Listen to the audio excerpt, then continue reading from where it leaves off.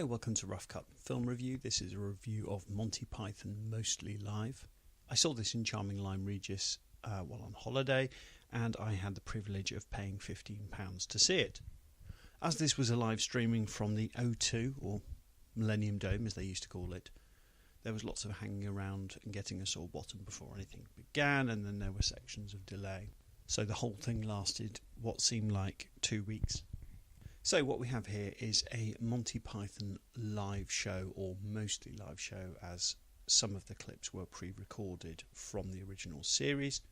So here what we've got essentially is the ageing, surviving Pythons reliving some of the old classic scenes and their classic skits from Monty Python, with some of the original stuff spliced in there as well.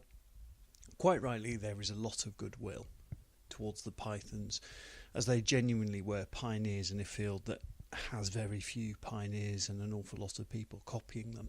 I probably consider myself to be a fan of the Pythons, but not universally so, as with most sketch shows.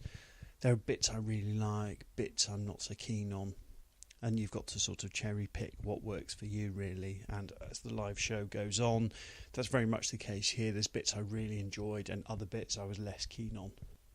I think Terry Gilliam's surrealist artwork stuff has probably held up the best for me.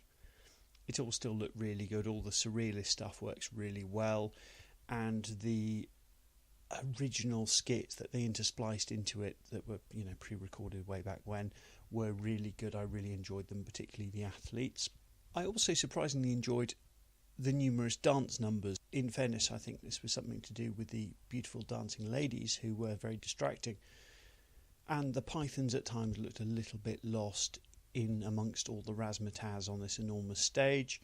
But also, when the beautiful dancing ladies came out with fake plastic breasts, I did feel not tremendously enlightened, I think it's fair to say. So basically, it's an enormous, spectacular show. Comedy, unless you like Adam Sandler films, tends to move on quite quickly. A lot of the classic scenes, I'm thinking of The Dead Parrot, have held up really well. John Cleese's comic timing is as good as it ever was. Terry Gilliam, he was all over the place with overblown manic energy, and which I really liked. And Palin, as ever, was the classic straight man. You could see there was some reliance on cue cards from some of the Pythons in what was a really rather light performance. There really wasn't a great deal to have to remember, and yet they still used cue cards. It's not the end of the world, but it did make things look a little bit tired, and it does reinforce this feeling that some of them looked rather doddering and lost rather than the comedy pioneers they were many years ago. So the classic scenes were here. The Dead Parrot sketch was there, which I really enjoyed.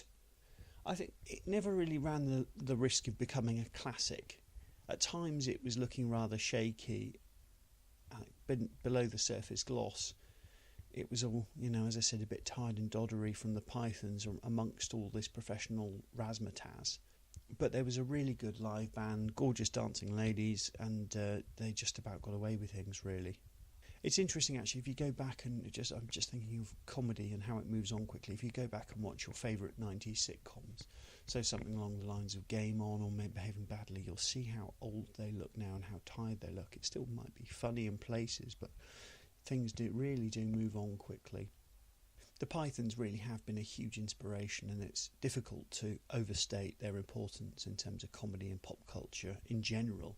Lots of excellent comedians have taken what they did a step further, so it's almost, as comedy evolves, the Pythons were the genius for it, and now, things have moved on a bit.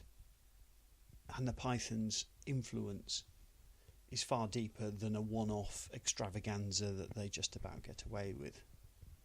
I saw the Book of Mormon, I think it was earlier this year. The guys that make South Park, they made the live show, the Book of Mormon, and I absolutely loved it.